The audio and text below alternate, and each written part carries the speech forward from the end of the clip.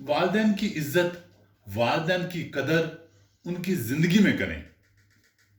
ان کی اس دنیا سے چلے جانے کے بعد ان کی اچھی باتیں کرنا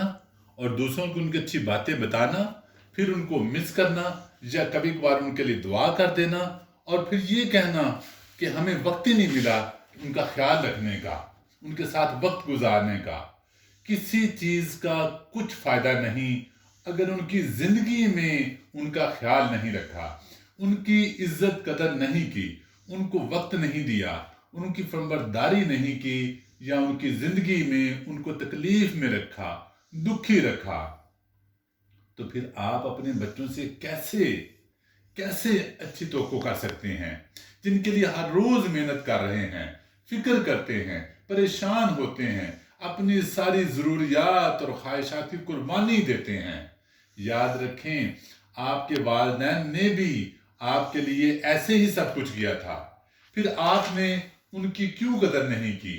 کیوں ان کی فرمانبرداری نہیں کی؟ اس لیے جن کے والدین حیات ہیں، ان کے پاس موجود ہیں، ان کی اب قدر کریں، اب عزت کریں، اب ان کا خیال رکھیں، اب ان کی فرمانبرداری کریں، اب ان کو وقت دیں، اب ان کی صحت کا، خوراک کا، ضروریات کا خیال رکھیں. آپ کو معلوم نہیں کہ والدین کی دعاؤں سے آپ کی مشکلات آسان ہو سکتی ہیں، آپ کی کامیابی آسان ہو سکتی ہے، آپ پر خدا کے وسائل زیادہ بہتر ہو سکتے ہیں. آپ مانیں یا نہ مانیں،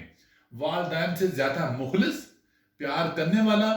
فکر کرنے والا، قربانی دینے والا، خیال رکھنے والا کوئی اور ہو ہی نہیں سکتا.